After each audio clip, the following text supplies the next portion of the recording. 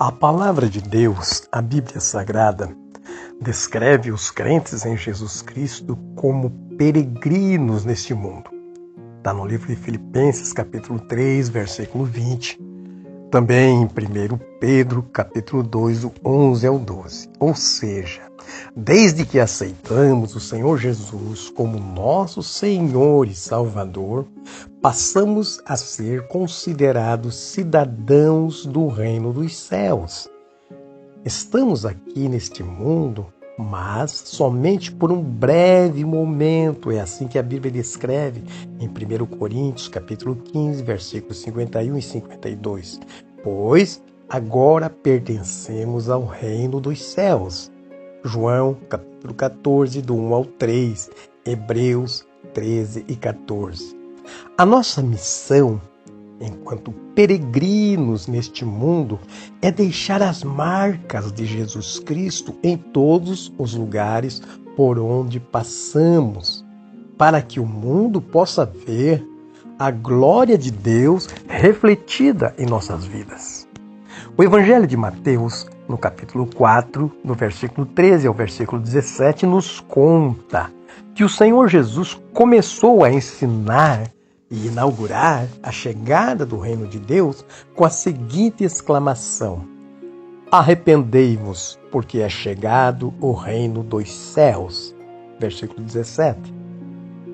Logo após esse anúncio, Jesus começou a recrutar entre os pescadores da Galileia homens para serem seus discípulos. De acordo com a narrativa de Mateus, capítulo 4 e 23, enquanto Jesus pregava nas sinagogas da Galileia, anunciando as boas novas dos reinos dos céus, ele também curava todas as enfermidades e moléstias que havia entre o povo.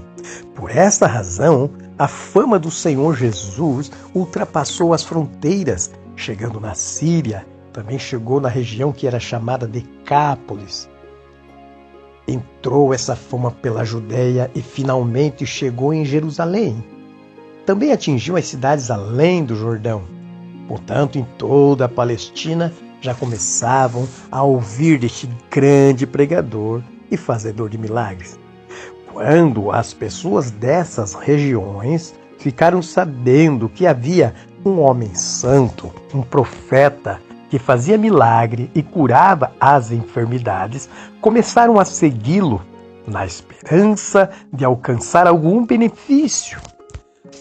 A multidão de pessoas que passou a seguir o Senhor Jesus Cristo era composta de gente de todos os povos, todas as nações, de todas as etnias, cada uma delas com suas crenças, principalmente com as suas necessidades. O único fator em comum entre eles era o seguinte: nenhuma daquelas pessoas sabia como se tornar e nem mesmo sabia o significado de ser um cidadão do reino dos céus. Jesus, olhando para toda aquela multidão, decidiu imediatamente que aquele era o momento ideal, o momento de ensinar o significado e a maneira de se tornar um cidadão do reino e mostrar que aquilo era disponível para a vida de qualquer um daquelas pessoas, qualquer um que se decidisse ser cidadão do reino dos céus. Então, o Senhor Jesus anteriormente já havia convidado aqueles pescadores da Galileia para se tornarem cidadãos dos reinos dos céus. Agora chegou o momento de iniciar o treinamento desses homens. De acordo com a narrativa de Mateus, esses homens faziam parte daquele povo que andava sentado em trevas na região da sombra da morte e não eram muito diferente da nossa sociedade atual. Uma sociedade corrupta que vive na escuridão da incredulidade, que está a caminho, apressado para o inferno e, infelizmente, nem acredita que esse inferno exista e, por consequência, estão caminhando para a morte. Aqueles homens estavam nesta mesma condição e precisavam passar por uma mudança de caráter, pois era dentro dessa sociedade corrupta e incrédula que eles agora deveriam começar a refletir a glória de Deus como cidadãos do reino dos céus. Para isso, o Senhor Jesus começou a ensinar e, no início, ele trouxe as bem-aventuranças. E aquelas bem-aventuranças que o Senhor Jesus começou a ensinar, fazendo parte dessa modificação de caráter, era o início do treinamento para qualquer um que deseja manifestar a glória de Deus em sua própria vida. E com isto ser um instrumento de glorificação do Senhor Deus. A glória de Deus é algo muito difícil para tentarmos descrever ou defini-la, mas, numa singela descrição, me atrevo a dizer que ela é a reunião, é o ajuntamento de toda beleza, toda grandeza, é a infinita santidade da perfeição de Deus. Alguns versículos que a descrevem, Levíticos 10:3, Salmo 19, Isaías 6:3. Nós não podemos conhecê-la plenamente, porque nós não sabemos o que é perfeição. Por isso, o Senhor Jesus inicia o treinamento dos seus discípulos. Eles, os discípulos, estavam anteriormente assentados nas trevas, na região da sombra da morte, como descreve o apóstolo Paulo, cegos pelo Deus desse século, para que não vissem a luz do Evangelho da glória de Jesus, que é a imagem de Deus. Dessa forma, Jesus agora começa a mostrar a luz. O que significa dizer que ele vai começar a treinar um povo para ser cidadão do reino dos céus. E esse povo vai refletir a glória de Deus para que os povos do mundo, ao verem a felicidade, ao perceberem a bem-aventurança, queiram eles também ter essa mesma extrema felicidade e com isso eles também glorificarem ao grande Deus, o nosso Pai que está nos céus. Capítulo 5, versículo 16.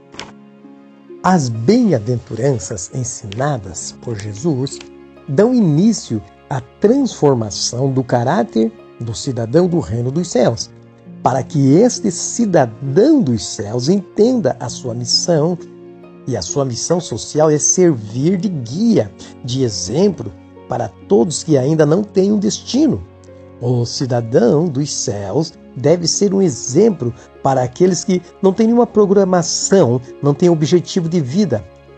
Eles, ao contrário, devem ser um exemplo de alegria, de felicidade para aqueles que só têm tristezas. Aqueles que não têm motivos de glorificar a ninguém, muito menos a Deus. A partir do ensino das bem-aventuranças, Jesus esclarece que o cidadão do reino dos céus é aquele que deixa o seu egocentrismo e permite, então, que a palavra de Jesus Cristo transforme o seu caráter e transforme os seus valores para que possam centrar a sua vida em glória a Deus. As bem-aventuranças são a própria imagem, são a própria natureza de Jesus Cristo formada em nós, nascida em nós pela transformação do Evangelho. As bem-aventuranças começam no seu primeiro bem-aventurar, no versículo 3, falando: bem-aventurado os pobres de espírito, porque deles é o reino dos céus. Jesus começa o seu ensinamento atingindo em cheio e diretamente o coração de todos aqueles religiosos. E na época eram os fariseus, os saduqueus, os escribas, aqueles que se diziam doutores da lei, aqueles que se achavam dignos de ter algum crédito com Deus pelo fato de cumprir com os rituais de suas religiões. A interpretação errada da lei, pelo ensino equivocado da época, dizia: quem cumpre a lei com toda exatidão é rico no Altíssimo. E quem, além disso, observa literalmente toda a halachá, que é uma série de tradições judaicas transmitidas pelos pais de geração em geração, se alguém segue fielmente, literalmente, essas halachás, será ainda mais rico. Jesus, sabendo dessa posição desses orgulhosos e pretensos doutores, ele não diz que a lei está errada. Pelo contrário, Jesus diz que um coração orgulhoso, soberbo, prepotente, por achar que é rico, estando cumprindo essas ordenanças e preconceitos dessas religiões e suas leis, esse coração não poderá jamais entrar no reino dos céus, ou seja, não poderá viver em amor, não poderá ter a paz dos céus e a verdadeira alegria. Por isso, aqueles pobres de espírito a quem Jesus está se referindo não são aquelas pessoas tímidas e sem poder econômico. Pelo contrário, pobres de espíritos no ensinamento de Jesus são aqueles que amam a Deus acima de todas as coisas. Eles sabem, eles conhecem as suas limitações e suas fraquezas enquanto seres humanos. Mas, com essa atitude, reconhece que sem a graça de Deus é impossível viver.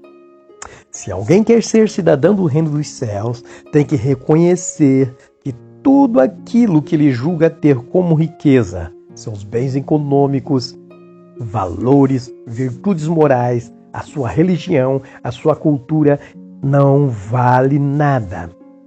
Ser pobre de espírito é reconhecer que tudo sem Deus não tem valor nenhum. E o que não tem valor é lixo. E o lixo é queimado no fogo. Nada se aproveita. Nenhum esforço humano, qualquer que seja ele, pode garantir a cidadania do reino dos céus. Somente a graça revelada na pessoa de Jesus Cristo garantem. Por isso, só é pobre de espírito aquele que glorifica a Deus, entregando a Deus o controle e o domínio de sua vida. Nunca, jamais confunda o sentimento de que para ser feliz com Deus, você é quem precisa ter glória. A partir do momento em que começo a sentir que eu preciso de glória, Deus está sendo diminuído em sua glória. Na medida em que eu morro para mim mesmo, Deus é glorificado em minha vida. Existem várias referências. Isaías 11, 4, 57, 15, 61 e 1. A Bíblia toda está repleta com essas referências sobre entregar a Deus a excelência de sua glória. A segunda bem-aventurança, no versículo 4, bem-aventurado os que choram, porque eles serão consolados. O Senhor Jesus não se referiu ao choro daquelas pessoas que são humilhadas, porque seus inimigos ou as circunstâncias da vida afligiram ao ponto de derramarem lágrimas. Não é a esse choro que Jesus se refere. Jesus nem sequer se referiu àqueles que sentem as suas próprias dores ou as dores do seu próximo. Jesus se referiu ao choro daquelas pessoas que realmente descobriram e sentiram no coração toda a sua própria maldade. Naquele momento em que descobrimos a nossa pecaminosidade, reconhecemos que somos pecadores e que precisamos agora da total dependência de Deus de uma maneira que o coração não aguenta aquele sentimento de culpa, de horror por descobrir o estado de desobediência, o estado de afastamento. Então, o choro é a única coisa que resta para expressar essa necessidade de Deus por nos sentirmos pecadores. Nesses momentos, só Deus nos compreende. Jesus nos deu o exemplo de uma pessoa que se encontrava nesse estado. Na parábola do fariseu e do publicano, lá em Lucas 18, capítulo 9, versículo 14. Mas o exemplo melhor aconteceu realmente na vida do apóstolo Pedro, o melhor amigo de Jesus, quando Pedro reconheceu o quanto foi horrível o seu comportamento. Negou Jesus e até com juramento ele negou, disse que não conhecia o seu Senhor Jesus. Mas, após cair na realidade, ele chorou amargamente. Está aí Mateus 26, 31 a 35 também, no versículo 69 até o 75. É desse tipo de choro, o verdadeiro arrependimento, quando se percebe o pecado e a desolação, o afastamento de Deus, aquele choro de arrependimento e aquele choro amargamente pedindo a misericórdia do Senhor Jesus. Bem-aventurado é o que chora desta maneira. A terceira bem-aventurança, versículo 5. Bem-aventurado os mansos, porque eles herdarão a terra. Jesus estava se referindo àquelas pessoas que são humildes. E humildes a ponto de renunciar a todos os seus supostos direitos e reconhecerem que diante de Deus não se tem direito nenhum para reivindicar. Uma pessoa humilde ao ponto de ser considerada mansa é aquela que não reclama, não busca vingança quando alguém lhe tira os seus direitos. Uma pessoa humilde e mansa é aquela que coloca todos os seus direitos, inclusive a vingança e tudo mais, nas mãos de Deus. É aquela que diz como Jó: nu saí do ventre da minha mãe e nu tornarei para lá. O Senhor me deu, o Senhor tomou, bendito seja o nome do Senhor. Isto está em Jó capítulo 1, versículo 21. A quarta bem-aventurança, versículo 6. Bem-aventurado os que têm fome e sede de justiça, porque eles serão fartos. A fome é aquela sensação, é aquele desejo que a pessoa tem quando está com vontade de comer. A sede, da mesma forma, é aquela sensação que a pessoa tem quando está com vontade de ingerir líquidos. Nesse caso, a água sempre é a primeira opção. Quando se está com fome ou com sede, a pessoa vai a um local onde pode resolver essa situação. A pessoa vai a um restaurante ou vai para a sua casa e prepara algo para comer ou beber. Ou seja, quando você sente fome, quando você sente sede, você se envolve com a situação até resolver aquilo. E nesse caso, o que vai resolver é você ficar saciado. Com fome e sede de justiça, Jesus está se referindo ao envolvimento do cidadão do reino dos céus nas obras sociais de caridade para com o próximo. As boas obras é quando você dá ou doa aquilo que é teu para quem precisa. Dependendo da tua fome ou da tua sede, é a quantidade de maneiras que você vai se envolver, que você vai doar. Bem-aventurado os que têm fome e sede de praticar a justiça. A quinta bem-aventurança. Bem-aventurado os misericordiosos, porque eles alcançarão misericórdia. Misericórdia significa, na sua etimologia, ter compaixão do coração, ou seja, conseguir sentir com o seu coração aquilo que outra pessoa está sentindo, ser solidário, ter empatia, se colocar no lugar de quem está sofrendo, como se fosse você mesmo a sentir aquela dor, sentir compaixão, ter misericórdia daqueles que estão sofrendo, se compadecer daqueles que ainda não possuem a luz do Evangelho. Essa é uma das características marcantes de um cidadão do reino dos céus. O apóstolo Paulo exemplificou bem isso quando falou aos crentes em Gálatas, capítulo 4, versículo 19. Ele se referiu a dores tão fortes, comparáveis às dores de um parto. E ele sentiu isso por 2 vezes. Uma quando começou a igreja, em 1 Coríntios capítulo 4 e 15, e agora, quando eles estavam se esquecendo da conduta de um servo de Jesus, que é um cidadão do reino dos céus.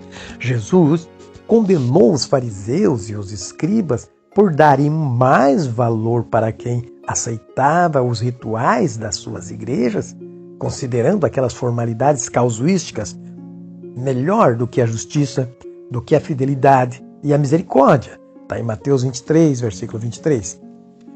Ter misericórdia é, nesse contexto de cidadão do reino dos céus, sentir as tristezas e a angústia daqueles que estão sem o privilégio das bem-aventuranças. Então, com a luz do Evangelho de Jesus Cristo, conduzir essas pessoas para Deus.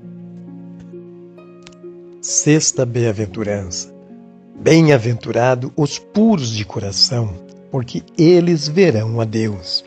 O cidadão do reino dos céus é puro de coração, mas isso não significa que ter pureza de coração é somente aquela pessoa que não tem pensamentos de lascívia ou desejo pelas coisas do próximo.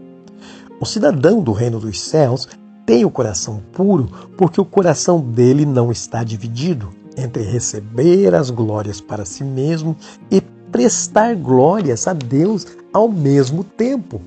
Pureza de coração tem a ver com simplicidade, singeleza de coração. Não é um coração complicado. Homens e mulheres que são cidadãos e cidadãs do reino dos céus só têm um objetivo em sua vida: afastar-se sempre e cada vez mais de si mesmo, prestando toda a honra e glória a Deus. Sétima bem-aventurança. Bem-aventurados pacificadores, porque eles serão chamados filhos de Deus. O cidadão do reino dos céus é um pacificador. Ele é um fabricador de paz. E, em consequência disso, ele é chamado de filho de Deus. Naquela época que Jesus estava ensinando, era mais fácil entender o sentido de ser um filho. Hoje é um tanto mais difícil. Nós somos muito individualistas, mas naquela época que Jesus falou sobre ser um filho, significava que o filho era a continuação natural do pai em todos os sentidos. Os filhos imitavam o pai, acompanhavam e se adequavam à profissão do pai. Jesus possivelmente está treinando e designando filhos pacificadores para cumprir as profecias, principalmente a profecia de Oséias, capítulo 1, versículo 10. Nesse aspecto, todos os pacificadores, o cidadão do reino dos céus, são aqueles que se assemelham a Deus. Verifique Mateus 5, capítulo 48, Levíticos 11, 44, 1 Pedro 1 e 15, Efésios capítulo 5 e 1. O cidadão do reino dos céus agora é chamado de filho de Deus. E nesse contexto de filho de Deus, onde o filho se identifica com o pai, é assim que o cidadão do reino dos céus se torna aquela pessoa que vai ao encontro do pecador e, através da luz do Evangelho de Jesus Cristo, convence o pecador para se abrigar, para parar de brigar e lutar com outras pessoas. E o cidadão do reino dos céus, ele ensina esse pecador que o correto agora é começar a lutar contra o seu próprio egocentrismo. Então, como pacificador, como um fabricador de paz, o cidadão do reino dos céus é aquele que pega na mão da pessoa e coloca na mão de Deus, para que essa pessoa agora passe a glorificar o Senhor Deus. Oitava bem-aventurança. Bem-aventurados os que sofrem perseguições por causa da justiça, porque deles é o reino dos céus. Até esse momento, no versículo 9, Jesus ensinou como os cidadãos do reino dos céus devem se comportar no mundo em que estão vivendo. Mas, a partir de agora, Jesus descreve como esse mundo vai se comportar em relação a estes cidadãos. No Evangelho de João, capítulo 15, versículo 18 até o 21, Jesus fala com mais clareza sobre a questão, dizendo que definitivamente os que agora são cidadãos do reino dos céus não pertencem mais a esse mundo, ou seja, não estão mais sob o domínio de Satanás e as coisas que ele oferece. A partir daquele momento em que os cidadãos decidem a se integrar no reino dos céus, esses cidadãos agora devem viver piamente. 2 Coríntios capítulo 5, versículo 17, Colossenses 3, do 1 ao 3, 2 Timóteo 3, 12. É assim que a Bíblia nos ensina. E, consequentemente, agora que optaram por ser esses cidadãos do reino dos céus e viver assim, sofrerão perseguições. Todo crente que se diz cidadão do reino dos céus, mas está em paz, está em comunhão com o mundo, ele não é um cidadão do reino dos céus, ele é um cristão falsificado. A perseguição contra os cristãos do reino dos céus ocorre pelo fato de que a vida do crente contrasta com a vida do mundo. A vida do crente revela o pecado que o mundo possui, João 7,7. Se mataram e crucificaram o Rei dos Reis, como não vão perseguir os seus cidadãos, os seus súditos? A perseguição da igreja, do ponto de vista humano, é uma tragédia que causa lamentações. Porém, do ponto de vista dos cidadãos do reino dos céus, é a prova de que estamos no caminho certo, pois Jesus disse: bem-aventurados sois vós, quando vos injuriarem e perseguirem e mentindo, disserem todo mal contra vós por minha causa. Exultai e alegrai, porque é grande o vosso galardão nos céus, porque assim perseguiram os profetas que foram antes de vós. Mateus 5, do 10 ao 12. O Senhor Jesus, ao comparar os cidadãos do reino dos céus com algo útil para a humanidade, comparou eles ao sal da terra e à luz do mundo. Todas as bem-aventuranças que Jesus ensinou foram para mostrar como deve ser o caráter do cidadão do céu. Se o sal da terra e a luz do mundo continua a abordar o mesmo conceito da formação de caráter, em relação ao sal, não se trata do sabor, mas sim da capacidade que o sal tem de conservar as coisas. O fato do sal ser o que ele é e não o que ele faz. O sal conserva suas características ao seu sabor. Ele permanece puro, sem mistura, ou seja, ele não é adulterado. Assim deve ser o crente, o cidadão do reino dos céus, puro de coração, sem misturas, sem misturar com o mundo e conservar o seu sabor, o sabor da glória de Deus.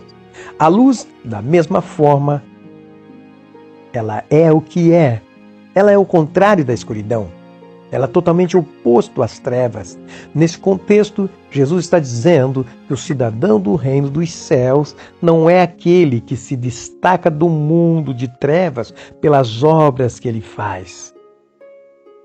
Mas, pelo contrário, o cidadão dos céus se destaca sendo essa luz. Então o mundo vai poder ver através dele as boas obras e glorificar a Deus, a glorificar o nosso Pai que está nos céus. As pessoas que não conhecem Jesus, o povo que pertencem ao mundo, que não conhecem a glória de Deus, estão marchando para o inferno. Você pode ler isso em Salmos, versículos 5 e 5.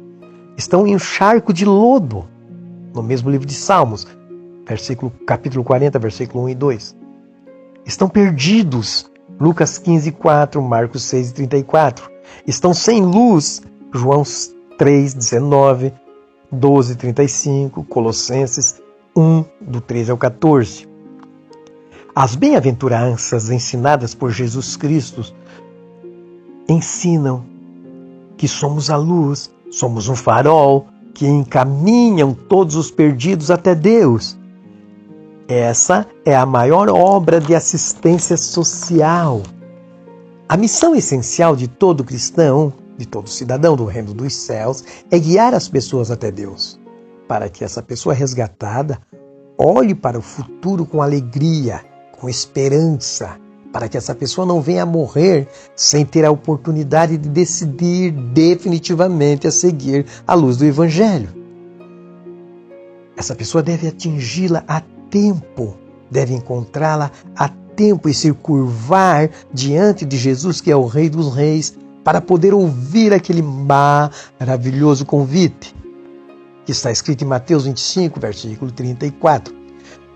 Então dirá o Rei aos que estiverem à sua direita: vinde, benditos do meu Pai, possuir por herança o reino que está preparado desde a fundação do mundo.